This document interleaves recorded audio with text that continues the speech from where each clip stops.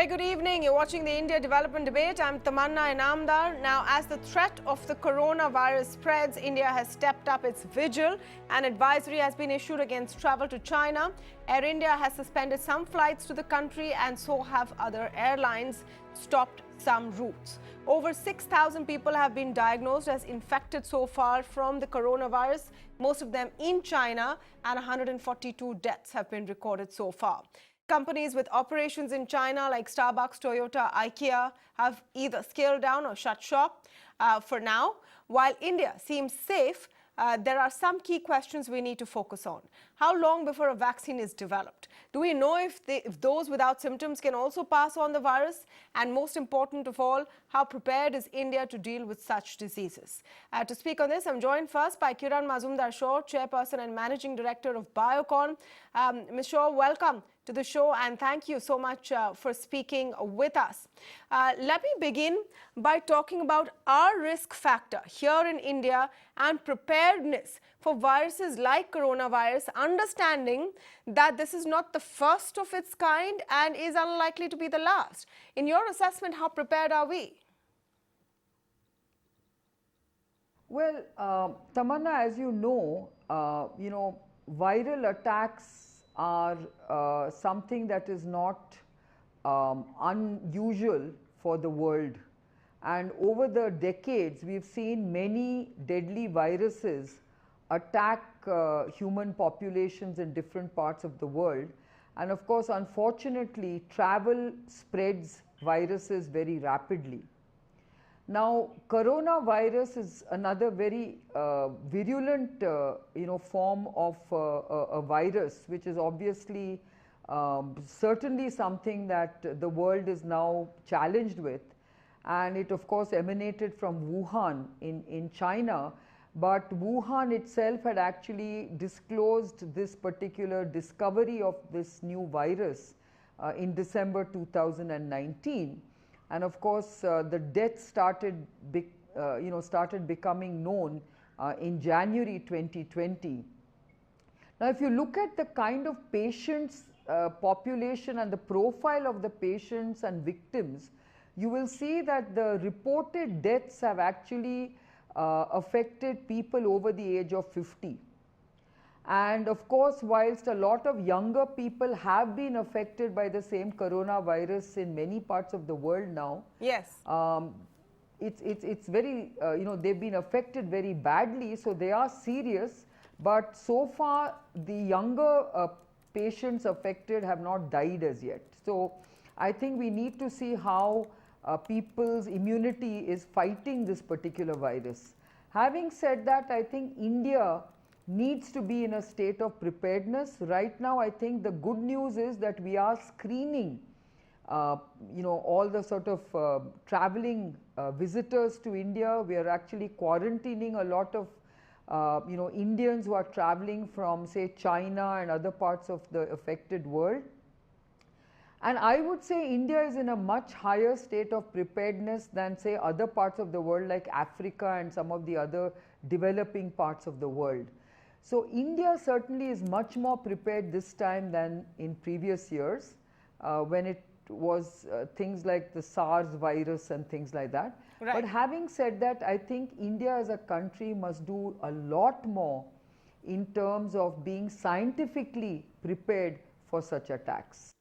You know, you have on Twitter talked about, in fact, in response to a show we did here on the India Development Debate on the coronavirus, you on Twitter have responded talking about how this union budget needs to talk about an allocation for a library of viruses to ensure that we have the wherewithal to deal with whatever comes next. Can you tell us a bit about that?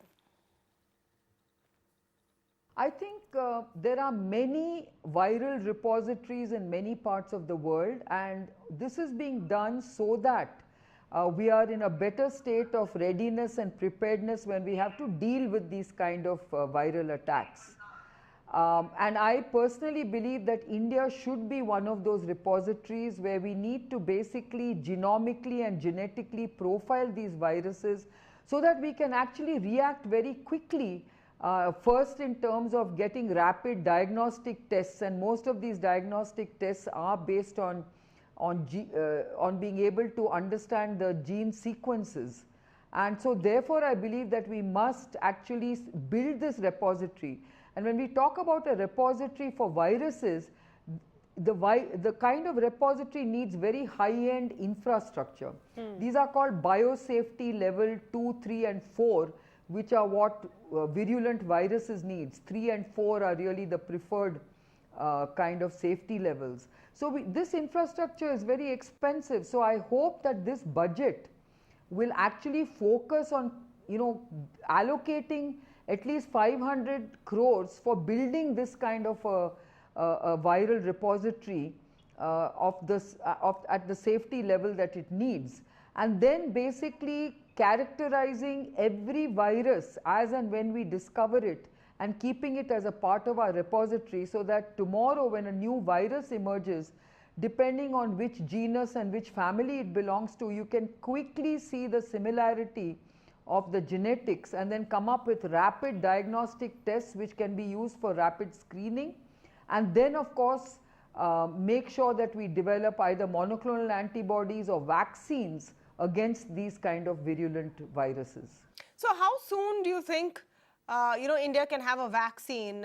You've had top pharmaceutical companies talk about at least a year to have a vaccine for this coronavirus, and this is something Anand Mahendra asked you on Twitter today. So in your view, how prepared would we be as far as a vaccine is concerned? Well, DARPA in the US has already been funding some of these, these biotech companies in the US for developing monoclonal antibodies, which could happen very fast. And of course, there's a huge exercise for vaccine development, which could also take place in just weeks. So I think this will be an expedited review because obviously of the life-threatening, aspect of this virus. So I think the world also is in a much better state of preparedness and readiness to deal with these kind of, life-threatening situations caused by new viruses. So personally, I believe India should be one of those countries who should be able to rapidly respond with both vaccines, monoclonal antibodies and diagnostics. Yeah.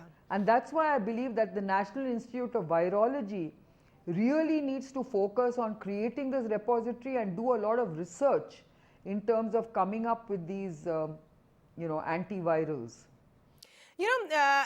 Today, in terms of how India is prepared and what is being communicated to everyone, there is a message put out by PIB, which has raised some controversy online, where it talks about using Unani and homeopathy to avoid the coronavirus. In your view, is there space for these alternate treatments at a time like this, or should we focus to scientific temper? Well, most of these alternate medicines are good at boosting the immune system, but I'm not convinced that they are targeting these kind of viruses specifically.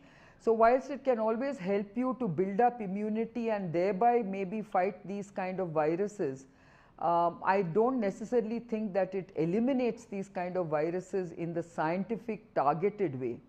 So I think both are of importance in that sense, in the sense of obviously nothing wrong in boosting your immune system, but I think in these kind of situations we should really use high science to see how we can get rid of these very dangerous viruses. Absolutely. Thank you so much, Kiran Mazumdar Shaw, for speaking with us. And to speak more on the impact of the coronavirus, to understand how prepared India is and how the world is responding, I'm joined now by Dr. Mahesh Devnani, Associate Professor, Postgraduate Institute of Medical Education and Research, and Peter Cardillo, Chief Market Economist at Spartan Capital Securities. Welcome to both of you, and thank you for speaking with us today. Dr. Devnani, let me begin by just getting your take on India's preparedness for a virus of this scale. Hopefully, we will be safe. But remember, there is a report which has placed us in the top 30 countries with the most risk just because of the traffic between India and China.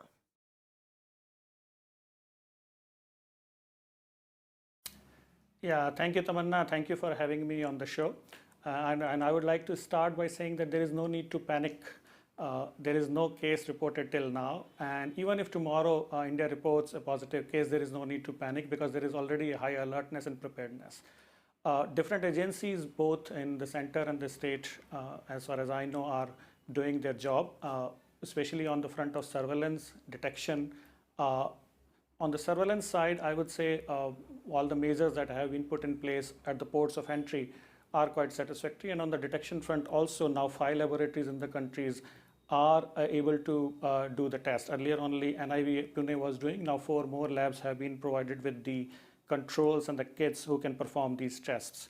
And the risk communication front is also good. Various agencies and the state governments in the center is providing all the information to the people, what information they should have. But as I said, and as you mentioned, that we are at the high risk because of the, we are the neighbors also, and now the Nepal and Sri Lanka has also reported confirmed cases, and there is a high traffic between China and the whole world, including India. So we have to be on the high alert, and this alert period is not going to last for a few days.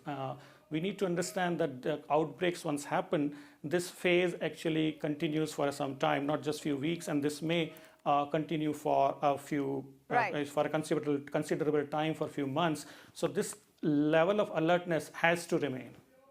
Okay, on the side of where we have gone in terms of information we have, now there are reports that a vaccine will take at least a year to develop.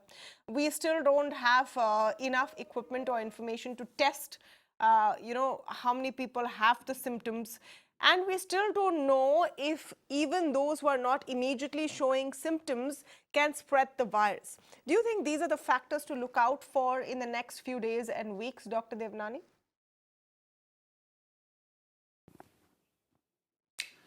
First, we need to understand that this is a new virus. So whenever there is a new virus and viruses are known to mutate and new strains of viruses emerge and the outbreaks happen, so the vaccines availability doesn't happen immediately, it takes time. And the treatment also takes time. For example, if we see the MERS virus which emerged in 2012, we still do not have a specific therapy for that because clinical trials take time. So the vaccine and drug availability, specific treatment doesn't become available immediately. So that we all know that. But most of the respiratory viruses require the symptomatic treatment. And on that front, I think what is required to be done for preparedness is I advocate having a national strategic stockpile of medical countermeasures, including drugs, for supportive treatment, medical equipments, the supplies, the personal protective equipments, and the N95 masks, and the other equipments that are required for the infection prevention. Right. Because the prevention of infection should be the priority during such phases, right? Right. Peter, thank you for joining us and for your patience. I just want to get a sense from you on, the extent of this and how it's going to hurt the world economy. China is already going through a tough patch. All of last year, we are hearing about how, worldwide global companies are either scaling down or shutting their operations in those particular provinces. What is your take on how bad this can get? Well, look, I think I have to agree with the doctor that we shouldn't panic here. And I think that, it all depends how long they continue to shut down major businesses in China. Right now, I would kind of think that the impact will be minimal. But if it were to continue, let's say for another 30 or 60, 90 days, obviously, and of course, if the virus continues to spread, then obviously it would definitely take a hit on economic activity in China. And of course, that would boomerang because it would mean that the global economy would take a hit. And so it all depends if the virus can be contained in China, and obviously if it doesn't spread to other parts of the globe. There have been reported cases here in the States, some in Europe, but so far, very minimal. It's not just the cases. I just want you to talk us through how markets have reacted. We saw huge, spike in gold, hit in crude. Markets were a little jittery. Do you think that over time they will go back to business and ignore what's happening with coronavirus? I think so, and I think it's happening right now. If we look at the price of gold, it's pulled back a little bit, not very much, but gold is up not only because of the virus, gold is up because of other factors, geopolitical factors, also because markets are high and people are looking for some sort of a hedge. Oil prices, which were driven earlier in the week to near bear market territory, have now reversed. And in fact, they were up a little bit yesterday. They're up again today. And that's due because of the API oil inventory data suggested that we could see a big decline in today's official DOE report. So I think the markets are getting back. If we look at the stock market, we took a big hit on Monday.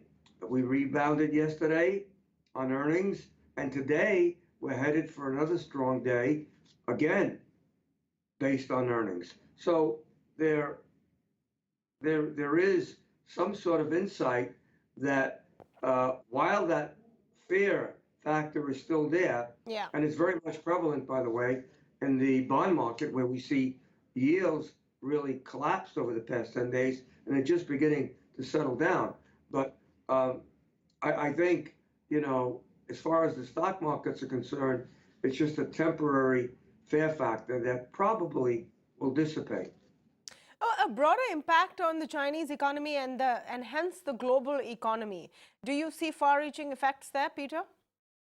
Can you repeat that? Broader impact on the Chinese economy and hence the global economy. Do you see possible far-reaching effects there? Absolutely. If the virus is not contained in China, and they don't get back to business within the next few weeks, and it drags on for, let's say, 2 or 3 months, that will have a notable impact on the Chinese economy. We could be seeing maybe 0.3 to a half a percentage point decline, which would mean we would go to maybe 5.5%. That would shave off a few percentage points on the global economy. Let me come back to how people can prepare and how India can prepare. Right now, you have state governments asking the Center for testing kits. There are a whole host of WhatsApp messages doing the round. Dr. Devnani, there is in fact a tweet by PIB talking about how homeopathy and Unani can help prevent the coronavirus. Do you think that having clear messaging is going to be key over here when panic and rumors can spread so easily?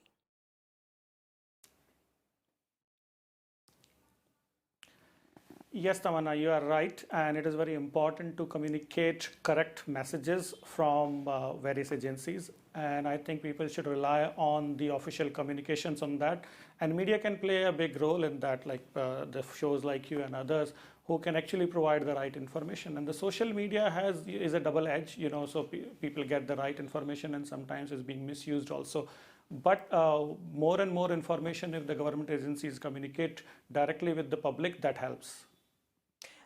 Just also in terms of India's preparedness for large epidemics, you talked about MERS, we saw SARS a few years ago, and it would just be ignorant to think that more and more of these incidents won't take place.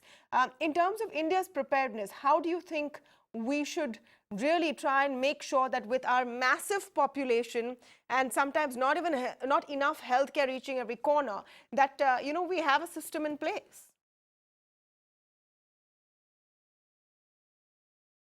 That's a wonderful question, and preparedness is not a one-time task, it's a continuous process. And most of the preparedness happens in the intervening period of the outbreaks, but it happens during the outbreaks also. And there was a report in October last year on the Global Health Security Index, and it ranked India at 57th rank amongst the 195 countries, which is not bad, but overall the score worldwide was not encouraging. So the average score out of 100 was around 40, and India scored around 46.5.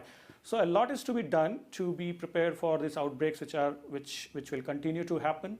As more and more connectivity happens, then the spread of these viruses will also be very easier. There are certain things that can be done. There are multiple things. There are different, I would say, components of preparedness. One is the prevention, another is the detection, response, and the mitigation. India usually does good on the response front also. But there are a few things. For example, there are international health regulations of 2005, which say that the countries should perform a joint external evaluation, which is a voluntary process. India has not yet done it. So I would say that if in fact, India is one of the 3 countries in the CRO region, that is the Southeast Asia region, which has not done. The other 2 are the Nepal and the DPR Korea. So I would say that we should do external evaluation, independent external evaluation that will tell us about our gaps also, and that those gaps can be filled. Another, as I mentioned earlier, to have a national stockpile of countermeasures is very important, and medical store organizations and others can actually do it, because as and when this outbreak happens, that stockpile can be used and mobilized to the states, and then we can properly respond to that. But otherwise also, if you see the Nipah virus, India has done quite remarkably well. The Kerala responded it to very well.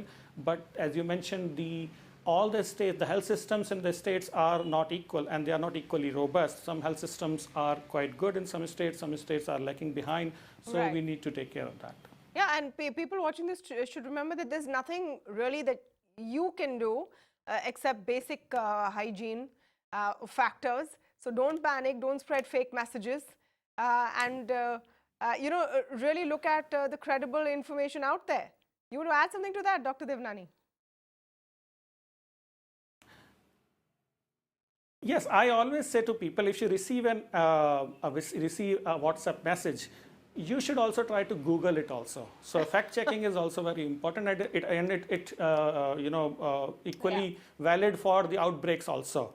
So just have a fact check on the Google if you receive some message. Yeah, that's a great message, because fake news, viruses are a whole different story, and maybe the topic of conversation for a different show. But I'll end it here. So thank you, Dr. Devnani and Peter Cardillo, as always, for joining us.